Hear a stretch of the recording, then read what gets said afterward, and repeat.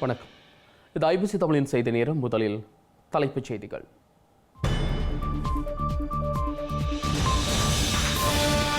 குருந்தூர் மலை ஆலய வழிபாட்டுக்கு சென்ற பக்தர்கள் மீது கடும் பாதுகாப்பு அழுத்தம். பூசை நடவடிக்கைகளை கடுமையாக கண்காணித்த புலனாய்வாளர்கள். கொரோனா கால பலவந்த தகனங்களுக்கு முஸ்லிம்களிடம் மன்னிப்பு கோரிய ஸ்ரீலங்கா அரசு தலைவர். உடலங்களுக்குரிய உரிமை தொடர்பாக புதிய சட்டம் வரும் எனவும் அறிவிப்பு. ஸ்ரீலங்கா சட்டமாதிபரின் பதவிக்காலத்தை நீடிக்க முடிந்த ரணிலின் முயற்சி தோல்வி. சஞ்சய் ராஜரட்னத்தின் பதவி நீடிப்புக்கு தடை போட்ட ஸ்ரீலங்காவின் அரசியலமைப்பு சபை. தமிழினத்தின் உரிமைகளுக்காக பிரித்தானிய நாடாளுமன்றத்தில் தமிழ் பூர்வீக முகங்கள் தேவை. தொழிற்கட்சி வேட்பாளர் கிருஷ்ணி ரிஷிகரன் கருத்து. இந்திய நாடாளுமன்றத்துக்கு பிரியங்கா காந்தியையும் அனுப்ப காங்கிரஸ் வியூகம். ராகுல் காந்தி விலகிய வயல்நாட்டு தொகுதியில் போட்டியிட பிரியங்கா தயார். மேற்குலகின் உற்றுநோக்கலின் பின்னணியில் விளாடிமிர் புட்டினும் கிம் ஜாங் உன்னும் பியோங்யாங்கில் பேச்சு. ரஷ்ய வடகொரிய பாதுகாப்பு ஒப்பந்தமும் சாத்தியம்.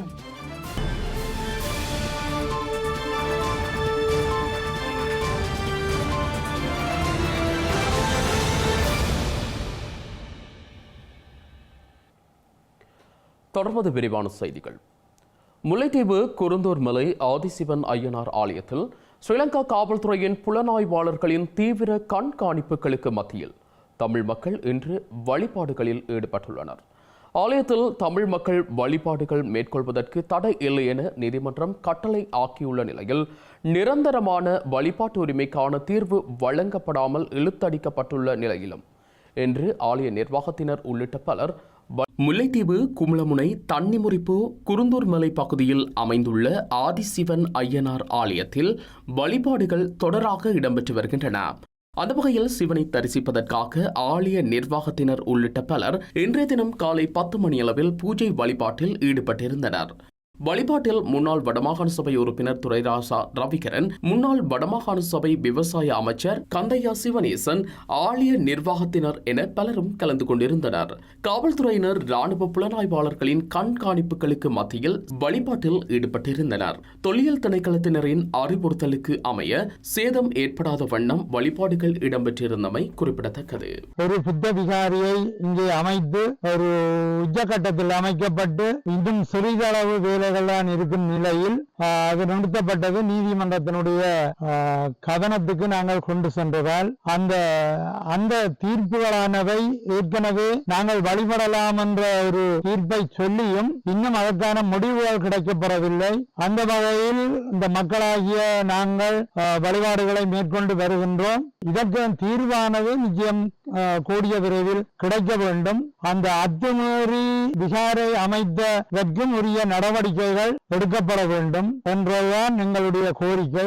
இந்த வகையில் ஒரு நீதியான நியாயமான நிலையில் இந்த தீர்ப்புகள் அமையும் என்று நாங்கள் எதிர்பார்த்திருந்தாலும் இப்போது முல்லைத்தீவு மாவட்ட நீதிமன்றத்திலிருந்து கொழும்பு உச்ச நீதிமன்றத்தில் இந்த வழக்கு நடைபெறுவதாக அறிகின்றோம். அதற்கான தீர்வுகள் இன்னும் எங்களுக்கு கிடைக்கவில்லை. நல்ல தீர்வு வரும் என்று எதிர்பார்க்கின்றோம். எங்களுடைய வழிபாடுகள் இதே போல தொடர்ந்து எங்களுடைய மக்களால் நடைபெறும் என்பதையும் தெரிவித்துக் கொள்ள விரும்புவோம். வழிபாட்டை மேற்கொள்வதற்கு தான் இங்கே இடங்கள் இருக்கின்றதை தவிர அவர்கள் எப்படி செய்தாலும் அதை தட்டி கேட்பதற்கு ஆள் இல்லை. அந்த எத்தனையோ தடவை அத்துமீறின செயல்பாட்டை பௌத்த பிக்குமார் செய்திருந்தும் கூட அவர்களுக்கான நடவடிக்கைகள் இங்கே எடுக்கப்படவில்லை. எங்களைத்தான் தொடர்ச்சியாக நீதிமன்றத்துக்கு அழைப்பதும், போலீசாரும் கேஸ் போடுவது, புத்த பிக்குமார் கேஸ் போடுவது, தொல்லியல் திணைக்களம் கேஸ் போடுவது என்று ஒரு அட்டகாசமான செயல்பாடை தாங்கள் தங்களுடைய நிர்வாக வடிவத்துக்குள் இருந்து கொண்டு எங்களைத்தான் அப்படியாக செய்கின்றார்களே தவிர நாங்கள் அப்படி அல்ல. கொரோனா பெருந்தொற்று காலத்தில் உயிரிழந்தவர்களின் உடலங்கள் பலவந்தமாக தகனம் செய்யப்பட்டமைக்கு ஜனாதிபதி ரணில் விக்ரமசிங்க மன்னிப்பு கோரியுள்ளார். ஸ்ரீலங்கா நாடாளுமன்றத்தில் இன்று உரையாற்றிய ஜனாதிபதி உடலங்களை எரியூட்டியமை தொடர்பாக முஸ்லிம் உட்பட்ட அனைத்து மத மக்களும் வேதனை அடைந்துள்ளார்கள் எனவும் குறிப்பிட்டுள்ளார். And what took place during COVID உங்களுக்கு தெரியும், கோவிட்-19 காலப்பகுதியில் உடலங்களை புதைப்பது தொடர்பாக அதிகமாக கலந்துரையாடல்கள் மற்றும் இதய வலிகள் காணப்படுகின்றன. நானும் அப்போது இருந்தேன். அனைத்து நாடுகளும் புதைப்பதை நிறுத்தி உலக சுகாதார ஸ்தாபனத்திடம் சென்றன. எனினும் துரதிர்ஷ்டமாக இலங்கையில் விசேட குழு ஒன்று அமைக்கப்பட்டது. அந்த குழு புதைப்பதற்கு இடமளிக்காமல் இருப்பதற்கான பரிந்துரையை வழங்கியது. உலக சுகாதார ஸ்தாபனம் வேறொரு பார்வையை முன்வைத்தது. உச்சநீதிமன்றமும் விசேட குழுவின் முடிவை உறுதி செய்தது. அதனை அரசாங்கம் பின்பற்ற வேண்டி ஏற்பட்டது. ஒரு கட்டத்தில் அவர்களுக்கு வேறு தெரிவுகள் இருக்கவில்லை. இவை அனைத்தும் தற்போது முடிந்துவிட்டன.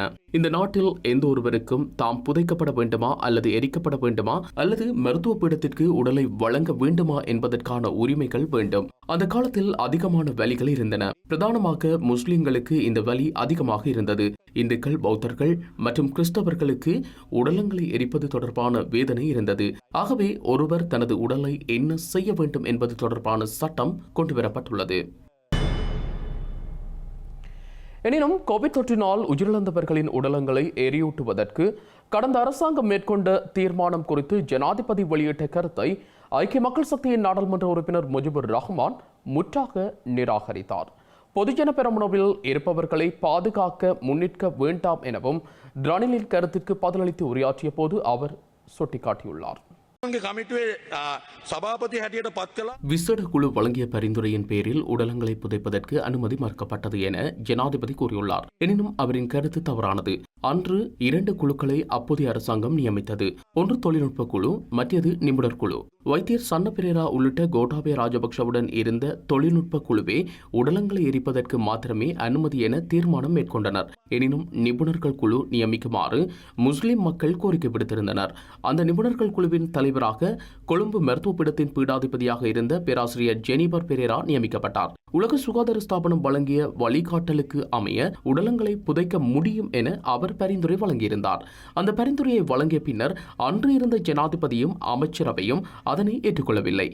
ஜனாதிபதியே, நீங்கள் பொதுஜன பெரமுனவுடன் இணைந்து அரசாங்கத்தை நடத்துவதால் அவர்களை சுற்றவாளியாக்க வேண்டாம். அதனை செய்பவர்கள் மத்தியிலேயே நீங்கள் அமர்ந்துள்ளீர்கள்.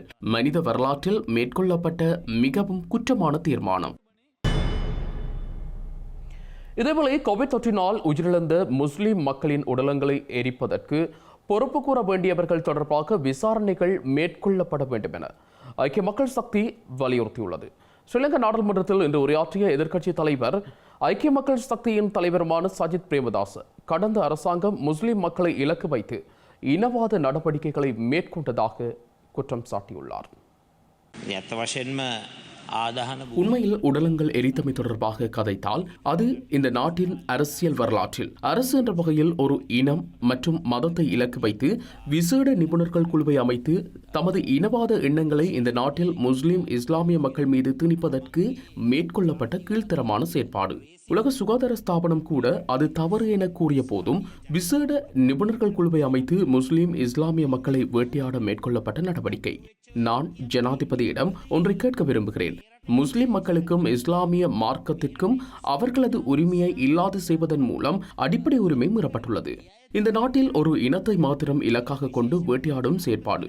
ஐக்கிய மக்கள் சக்தியை வீதிக்கிறங்கி அப்போதிருந்த அரசாங்கத்தின் கொள்கையை தோல்வியடைய செய்யும் நோக்குடன் பாரிய அளவில் குரல் எழுப்பினோம். புதிய சட்டங்களை கொண்டு வருவது சிறந்தது. உடலங்களை அடக்கம் செய்வதற்கு பதிலாக எரித்த விடயத்தில் நீங்கள் தொடர்புபடவில்லை என்பதை நான் இங்கு கூற வேண்டும். புதிய சட்டங்களை உருவாக்குவது போன்று 2019ஆம் ஆண்டு ஜனாதிபதி தேர்தலின் பின்னர் செயற்பட்ட தீவிரமான இனவாத தீவிர மதவாதத்தை மையப்படுத்தி இந்த நாட்டின் ஒரு இனத்தை இலக்கு வைத்து அந்த இனத்தை ஒடுக்குவதற்காக செயற்பட்டவர்கள் யார், முன்னெடுத்தது மற்றும் அதற்கு யார் பொறுப்பு கூற வேண்டும் என்பது தொடர்பாகவும் விசாரணைகள் நடத்தப்பட வேண்டும். தேசிய மக்கள் சக்தியின் ஆட்சியில் ஸ்ரீலங்கா அரசியல் அமைப்பின் 9வது பிரிவின் கீழ் பௌத்த மதத்திற்கு வழங்கப்பட்ட முன்னுரிமைகள் ஒருபோதும் ஒழிக்கப்படாது என அந்த கட்சியின் தலைவர் அனுர்குமார் திசாநாயக்க தெரிவித்துள்ளார். பௌத்த மதத்திற்கு வழங்கப்பட்டுள்ள முன்னுரிமையை நீக்குவதற்கு தமிழ் அரசியல் தலைவர்கள் கூட விரும்பவில்லை எனவும் லண்டனில் இடம்பெற்ற தேசிய மக்கள் சக்தியின் சந்திப்பில் அவர் குறிப்பிட்டுள்ளார். தேசிய மக்கள் சக்தி அரசாங்கத்தின் கீழ் பௌத்த மதத்திற்கு குறைந்த அளவான மதிப்பே வழங்கப்படும் என கருத்துக்கள் முன்வைக்கப்படுகின்றமை தொடர்பாக பிரித்தானியாவில் வாழும் பெரும்பான்மை இனத்தவர் ஒருவர் அனுர்குமார் திசாநாயக்கவிடம் கேள்வி எழுப்பினார். இதற்கு பதிலளித்த அனுரகுமார திசநாயக்க தமக்கு எதிரான பொய்யான தகவல்கள் பரப்பப்படுவதாக தெரிவித்துள்ளார். எமக்கு எதிரான தவறான மற்றும் அவதூறான தகவல்களை பரப்புவதையே எமது எதிர்குழுக்கள் தமது நோக்கமாக கொண்டுள்ளனர். தேசிய மக்கள் சக்தியில் உள்ள நாங்கள் மட்டுமே மதத்தின்படி வாழ்கிறோம். அவர்கள் கூறுவது பொய்யானது. அரசியல் அமைப்பின் 9வது சரத்தில் பௌத்த மதத்திற்கு வழங்கப்பட்டுள்ள முன்னுரிமைகள் நீக்கப்படாது. 2015ஆம் ஆண்டு முதல் 2019ஆம் ஆண்டு வரை இலங்கைக்கான அரசியல் அமைப்பை உருவாக்குவது தொடர்பில் கலந்துரையாடப்பட்டது. பிரதமர் என்ற ரீதியில் ரணில் விக்ரமசிங்க அந்த கலந்துரையாடலுக்கு தலைமை தாங்கினார். அந்த விவாதத்தில் அரசியலமைப்பின் 9வது பிரிவை மாற்றுவது குறித்து எந்த விவாதமும் நடைபெறவில்லை. 9வது சரத்தை ஏற்றுக்கொண்டு அனைவரும் பேச்சு நடத்தினர். ஆகவே இது ஒரு பகுத்தறிவற்ற பயத்தையே உருவாக்குகிறது.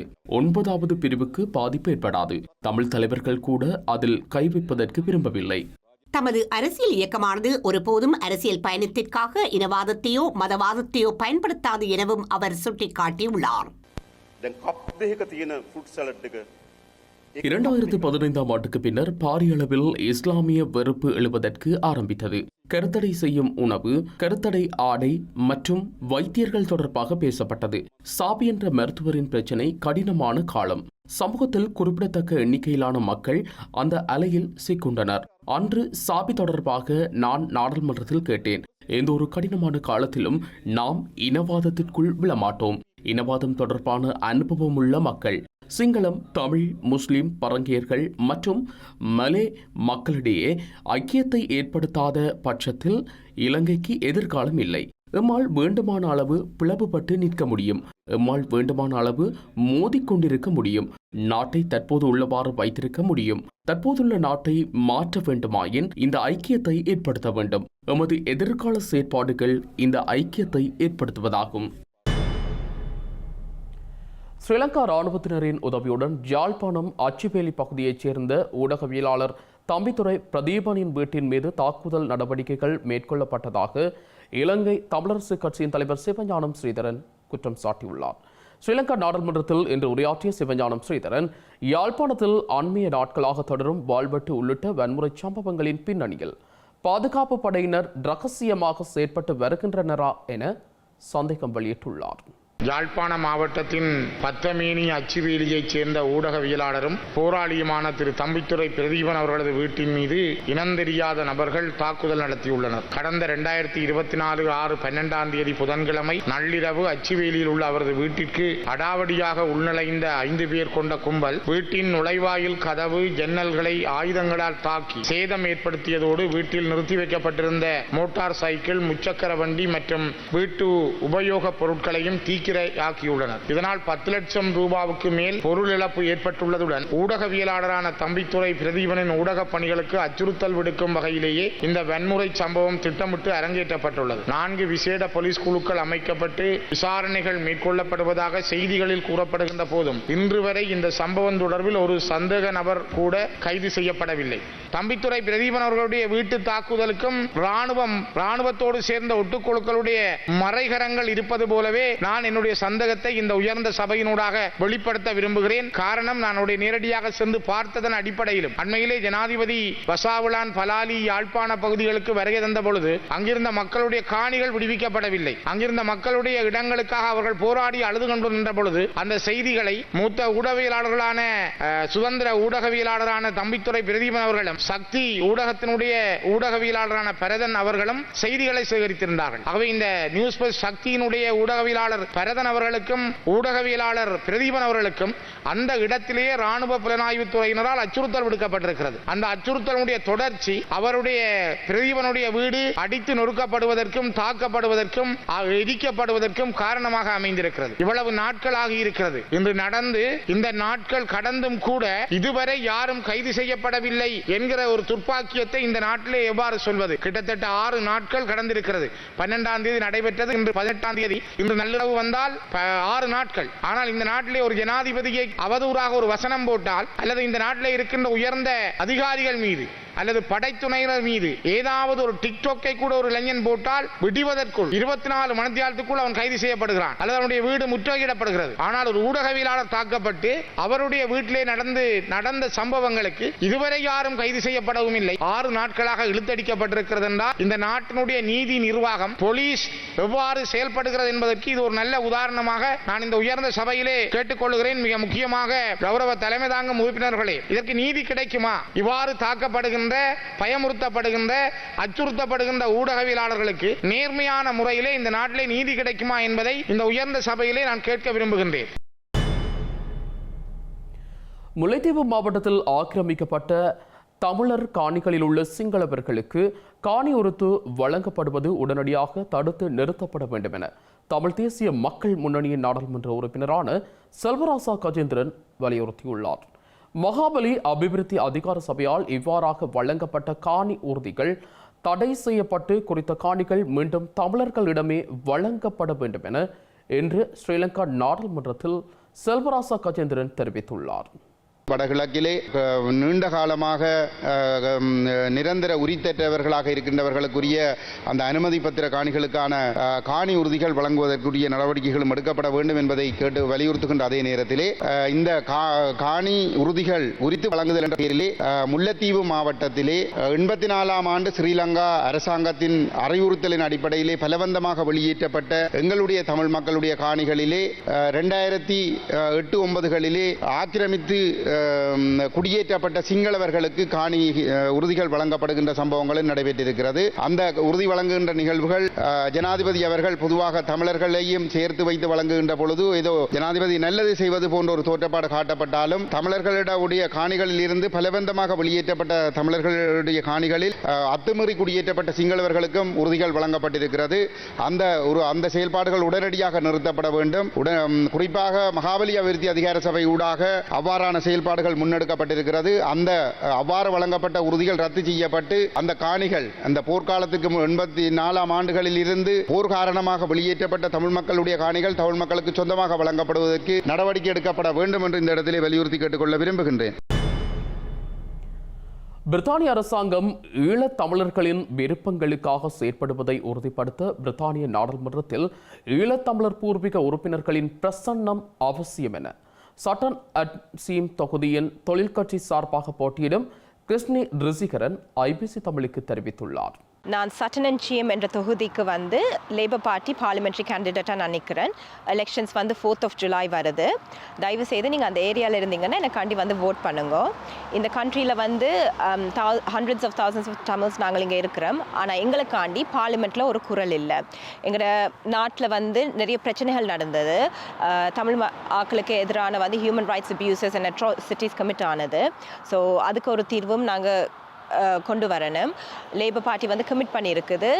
அதாவது தமிழ்ஸுக்கு வந்து நாங்கள் ஜஸ்டிஸ் கொண்டு வரணும், எங்களுக்கு ஒரு long lasting peace and long lasting political solution தேவையுண்டு. அண்ட் தமிழ் ஆக்கள் வந்து பார்லிமெண்ட்டில் எம்பியாக இருந்தாங்களா அதை நாங்கள் கூட புஷ் பண்ணி எங்கள் தமிழ் ஆக்களுக்காண்டி நாங்கள் கூட அட்வொகேட் பண்ணலாம், எங்கள் தமிழ் ஆக்களுக்காண்டி நாங்கள் கூட ரெப்ரசன்ட் பண்ணலாம். ஸோ அதுக்காண்டி எனக்காக வந்து 4th July கிருஷ்ணி ரிஷிகரன் வந்து ஓட் பண்ணுங்க.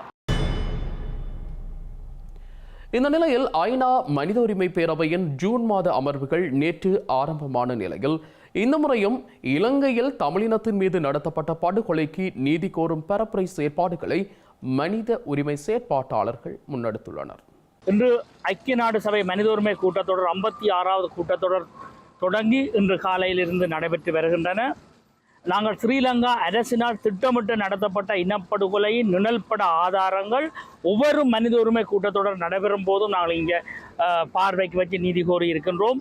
நீங்கள் எல்லோருமே அறிந்தவை. அதேபோல் இந்த 56வது மனித உரிமை கூட்டத்தொடர் நடைபெறும் போது நேற்றிலிருந்து இன்று தொடர்ச்சியாக நாங்கள் இங்கே இந்த நீதி கோரி நிலப்படம் வைக்கிறோம். ஸ்ரீலங்கா அரசை பொறுத்தளவில் ரணில் விக்ரமசிங்கா வந்தானா, சஜித் பிரேமதாசா வந்தானா அல்லது ஜேபி கட்சி வந்தாலும் அது பகுத்தத்தால் நிறுவப்பட்ட ஒரு அரசு. அவர்களால் எந்த அரசு வந்தாலும் தமிழ் மக்களுக்குரிய விடிவு கிடைக்காது. எனவே நாமே போராடி நாமே பெற்றுக்கொள்ளணும்.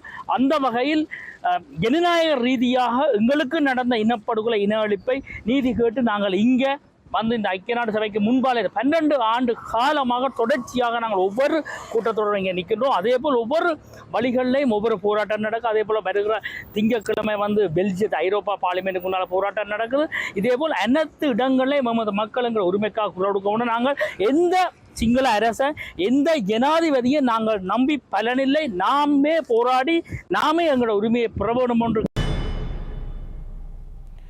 ஸ்ரீலங்கா நாடாளுமன்ற ஓய்வூதியத்தை மீளெடுக்கவும் நாட்டிற்காக உழைக்காத அரசு தலைவர், பிரதமர் உள்ளிட்ட நாடாளுமன்ற உறுப்பினர்களை குறிப்பிட்ட காலத்திற்கு முன்பே நீக்கவும் தமது அரசாங்கத்தின் கீழ் புதிய சட்டம் கொண்டு வரப்படும் என தேசிய மக்கள் சக்தியின் தேசிய குழு உறுப்பினர் KD லால்காந்தா தெரிவித்துள்ளார்.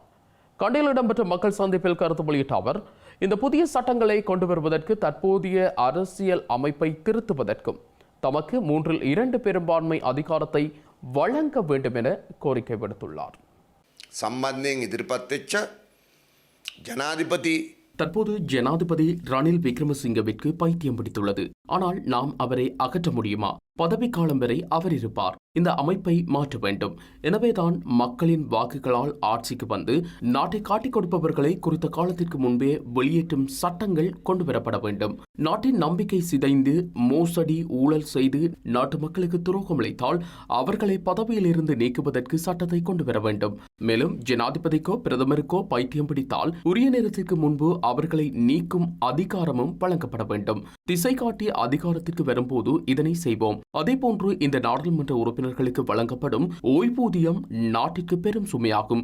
ஓய்வூதியம் பெற அரசு ஊழியர்கள் 20 ஆண்டுக்கு மேல் பணியாற்ற வேண்டும். ஆனால் நாடாளுமன்றம் சென்றால் 5 வருடங்கள் கழிந்து ஓய்வூதியம் கிடைக்கும்.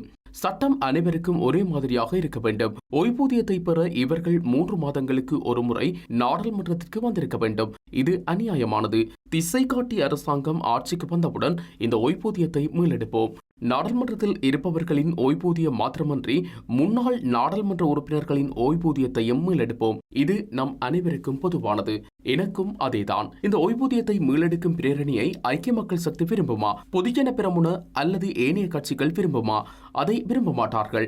எனவேதான் அரசியலமைப்பை திருத்தக்கூடிய வகையில் 3/2 அதிகாரத்தை எமக்கு வழங்குமாறு கோருகிறோம்.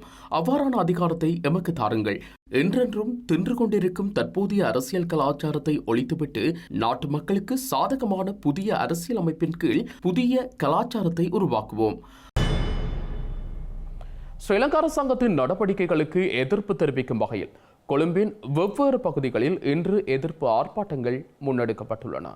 இந்த ஆர்ப்பாட்டங்களை கலைக்கும் நோக்கில் ஆர்ப்பாட்டங்கள் முன்னெடுக்கப்பட்ட பகுதியில் ஸ்ரீலங்கா பாதுகாப்பு படையினர் குவிக்கப்பட்டிருந்த நிலையில் வெளியேற்ற பட்டதாரிகளால் முன்னெடுக்கப்பட்ட ஆர்ப்பாட்டத்தின் மீது காவல்துறையினர் நீர்த்தாரை மற்றும் கண்ணீர் புகை பிரயோகத்தை மேற்கொண்டுள்ளனர்.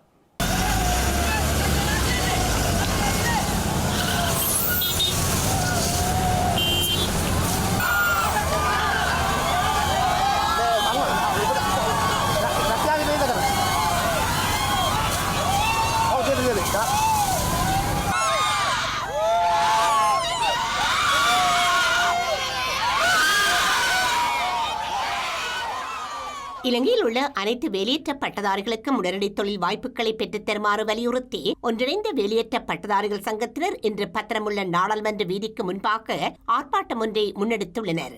இதன்படி கடந்த 2020 ஆண்டுக்கு முதல் தங்கள் கல்வி நடவடிக்கைகளை நிறைவு செய்த 45 வயதுக்குட்பட்ட அனைத்து பட்டதாரிகளுக்கும் வேலைவாய்ப்பு வழங்க ஸ்ரீலங்கா அரசாங்கம் உடனடி நடவடிக்கை எடுக்க வேண்டும் என அவர்கள் வலியுறுத்தியுள்ளனர்.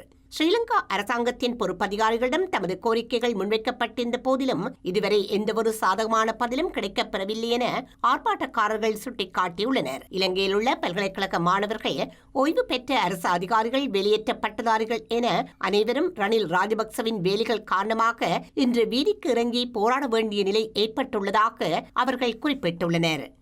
இந்த ஆர்ப்பாட்டத்தினை கட்டுப்படுத்துவதற்காக பத்திரமுள்ள நாடாளுமன்ற வீதியில் குவிக்கப்பட்டிருந்த ஸ்ரீலங்கா காவல்துறையினர் வேலையற்ற பட்டதாரிகளின் ஆர்ப்பாட்ட பேரணியை தடுக்க முயற்சித்துள்ளனர். நீதிமன்ற உத்தரவுக்கமைய குறித்த ஆர்ப்பாட்ட பேரணி முன்னெடுக்கப்படக்கூடாதென காவல்துறையினரால் அறிவிக்கப்பட்டதை தொடர்ந்து குறித்த ஆர்ப்பாட்ட பேரணியை கலைப்பதற்காக காவல்துறையினர் நீர்த்தாரை மற்றும் கண்ணீர் புகை பிரயோகத்தை மேற்கொண்டுள்ளனர்.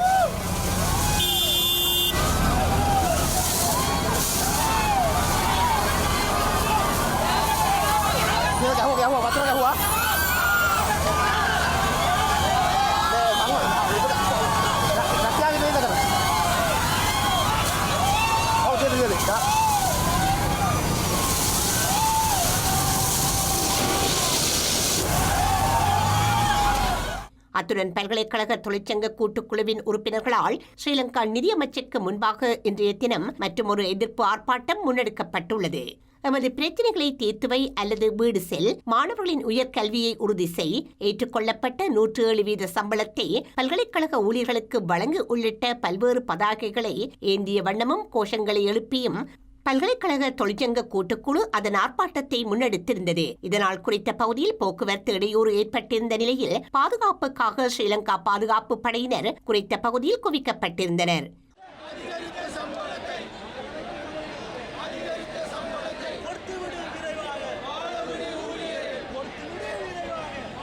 அத்துடன் ஓய்வூதிய சங்கங்களின் தேசிய அமைப்பினரால் பத்திரமுள்ள நாடாளுமன்ற வீதிக்கு முன்பாக ஆர்ப்பாட்டம் ஒன்று முன்னெடுக்கப்பட்டுள்ளது. பல்வேறு கோரிக்கைகளை முன்வைத்து நடத்தப்பட்ட இந்த ஆர்ப்பாட்டத்தில் பல ஓய்வு பெற்ற அரச ஊழியர்கள் பங்கேற்றிருந்தனர். இந்த நிலையில் பாதுகாப்பு கருதி ஸ்ரீலங்கா காவல்துறையினர் மற்றும் கழக தரப்பு பிரிவினர் குறித்த பகுதியில் குவிக்கப்பட்டிருந்ததோடு நேர்த்தாரை பிரயோக வண்டிகளும் தயார் நிலையில் வைக்கப்பட்டிருந்தன.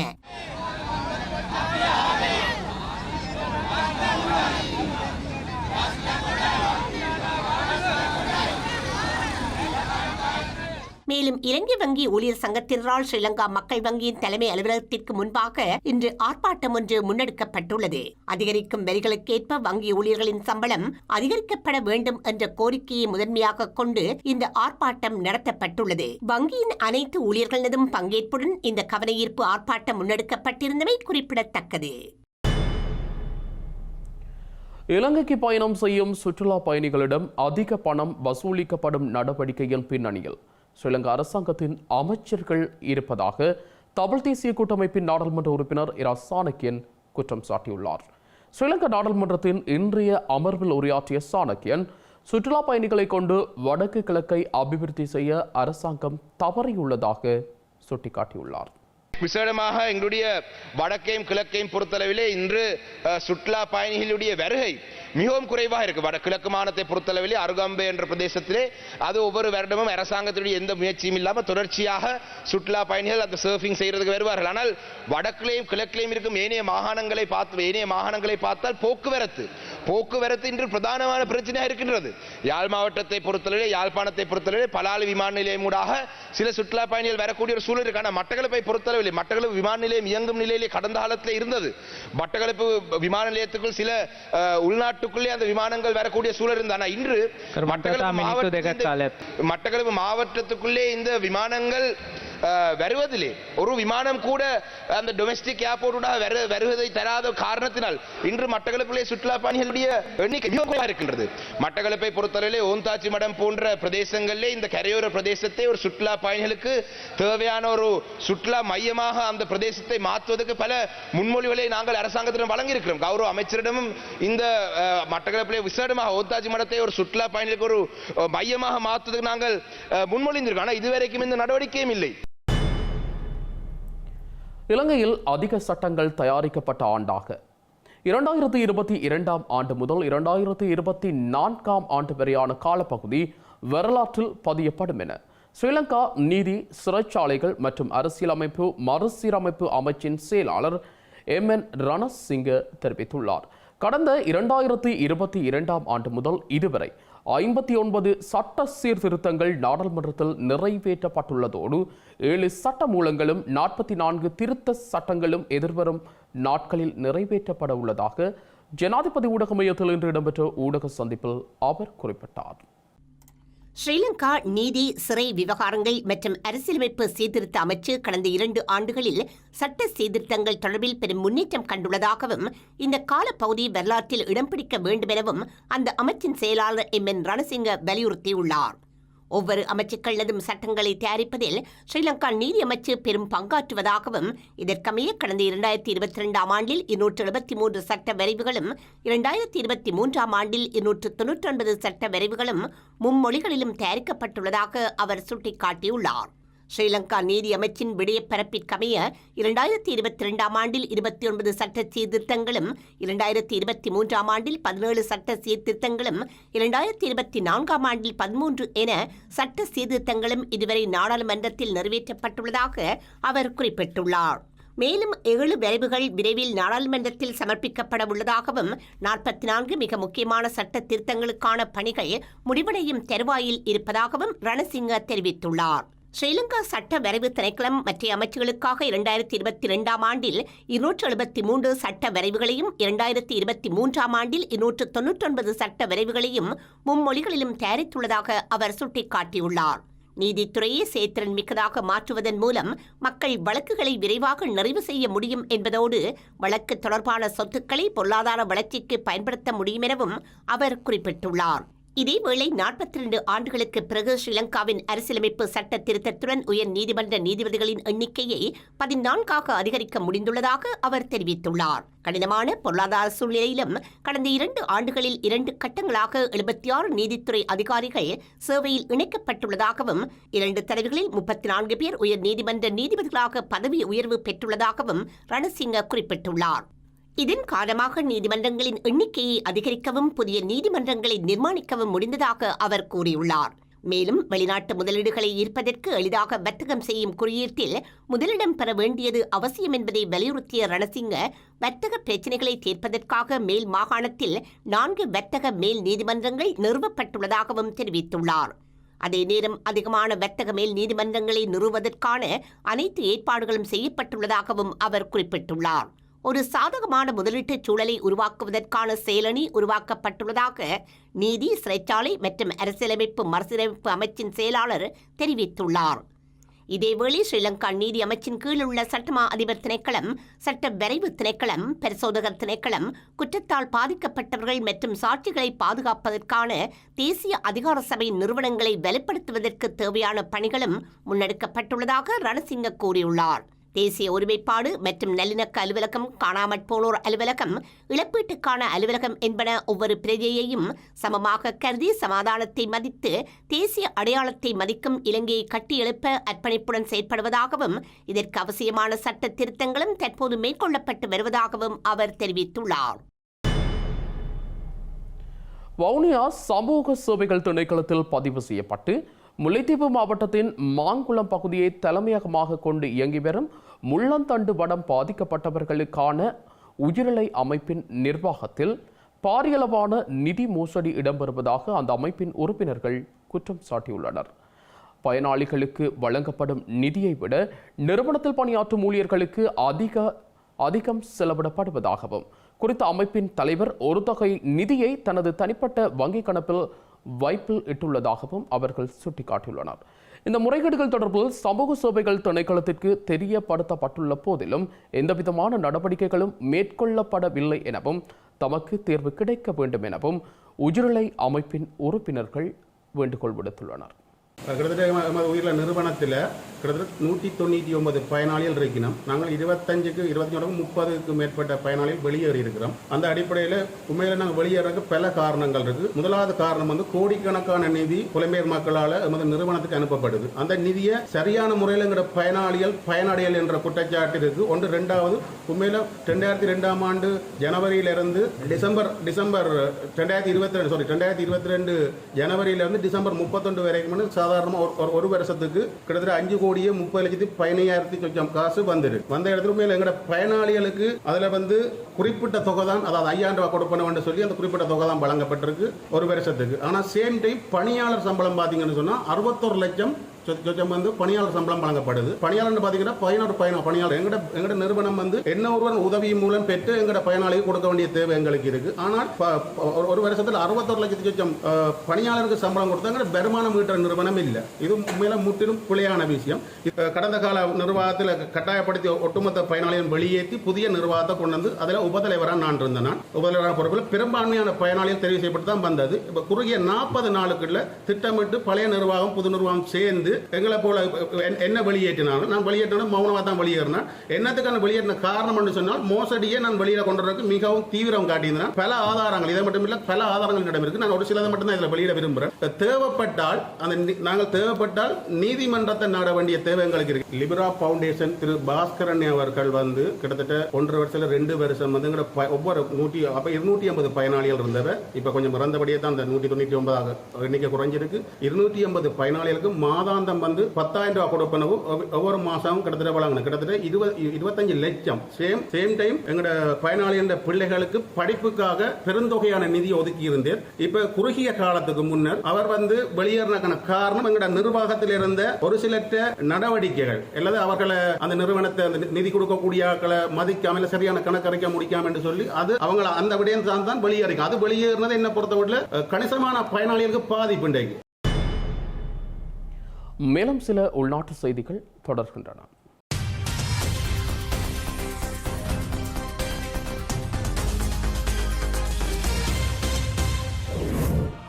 இலங்கை கடற்பரப்பில் அத்துமீறி கடற்றொழில் நடவடிக்கையில் ஈடுபட்ட குற்றச்சாட்டில் 4 இந்திய கடற்றொழிலாளர்கள் ஸ்ரீலங்கா கடற்படையினரால் கைது செய்யப்பட்டுள்ளனர். யாழ்ப்பாணம் காரைநகர் கடற்பரப்பில் இந்திய கடற்றொழிலாளர்கள் நேற்றைய தினம் கடற்றொழில் நடவடிக்கையில் ஈடுபட்டுக் கொண்டிருந்த போதே குறித்த கைது நடவடிக்கை இடம்பெற்றுள்ளது. கைது செய்யப்பட்டவர்களை ஸ்ரீலங்கா கடற்றொழில் நீரியல் வளத்துறை திணைக்களத்தினரிடம் ஒப்படைத்து ஊர்காவத்துறை நீதிமன்றத்தில் முன்னிலைப்படுத்த நடவடிக்கை எடுக்கப்பட்டுள்ளது. இனங்களுக்கிடையில் சமாதானத்தையும் புரிந்துணர்வையும் நல்லிணக்கத்தையும் ஏற்படுத்தும் வகையில் கல்முனை இஸ்லாமாபாத் முஸ்லிம் மகா வித்தியாலயத்தில் தரம் 2 மாணவர்களின் மாதிரி சித்திரை புத்தாண்டு விழா பாடசாலை அதிபர் தலைமையில் இடம்பெற்றது. இதன்போது புத்தாண்டு விளையாட்டுகளும் பல்மத உணவு வகைகளும் மாணவர்களால் பரிமாறப்பட்டதுடன் போட்டி நிகழ்ச்சியில் வெற்றி பெற்ற மாணவர்களுக்கு பரிசில்களும் வழங்கி வைக்கப்பட்டுள்ளது. இந்த நிகழ்வில் ஆசிரியர்கள், மாணவர்கள், பெற்றோர்கள் மற்றும் நலன் விரும்பிகள் என பலரும் கலந்து கொண்டிருந்தனர். இலங்கை இந்திய நல்லுறவை மேம்படுத்தும் வகையில் ஹஜ் பெருநாளை முன்னிட்டு மன்னார் முசலி பிரதேச செயலக பிரிவைச் சேர்ந்த 80 குடும்பங்களுக்கு உலருணவு பொருட்கள் வழங்கி வைக்கப்பட்டுள்ளன. மன்னார் முசலி தேசிய பாடசாலையில் இந்திய துணை தூதரகத்தின் ஏற்பாட்டில் இலங்கைக்கான இந்திய துணை தூதுவர் சாய் முரளி தலைமையில் குறித்த உலருணவு பொருட்கள் வழங்கி வைக்கப்பட்டுள்ளன.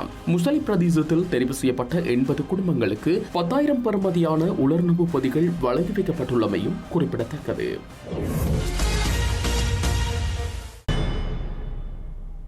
செய்திகளின் நிறைவாக மீண்டும் தலைப்புச் செய்திகள்.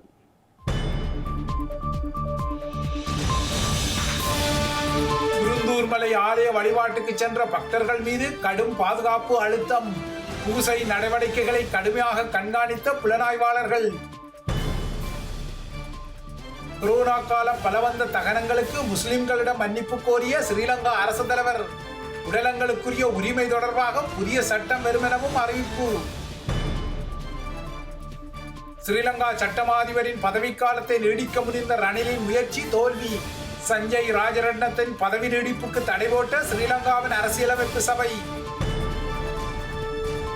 தமிழினத்தின் உரிமைகளுக்காக பிரித்தானிய நாடாளுமன்றத்தில் தமிழ் பூர்வீக முகங்கள் தேவை. தொழிற்கட்சி வேட்பாளர் கிருஷ்ணி ரிஷிகரன் கருத்து. இந்திய நாடாளுமன்றத்துக்கு பிரியங்கா காந்தியையும் அனுப்ப காங்கிரஸ் வியூகம். ராகுல் காந்தி விலகிய வயல்நாட்டு தொகுதியில் போட்டியிட பிரியங்கா தயார். மேற்குலகின் உற்றுநோக்கலின் பின்னணியில் விளாடிமிர் புட்டினும் கிம் ஜாங் உன்னும் பியோங்யாங்கில் பேச்சு. ரஷ்ய வடகொரிய பாதுகாப்பு ஒப்பந்தமும் சாத்தியம்.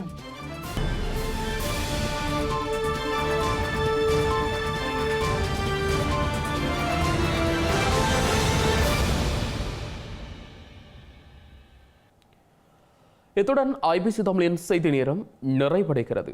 உடனுக்குடன் செய்திகளை அறிந்து கொள்ள ibctamil.com என்ற நமது இணையதளத்தை பார்வையிடுங்கள். வணக்கம்.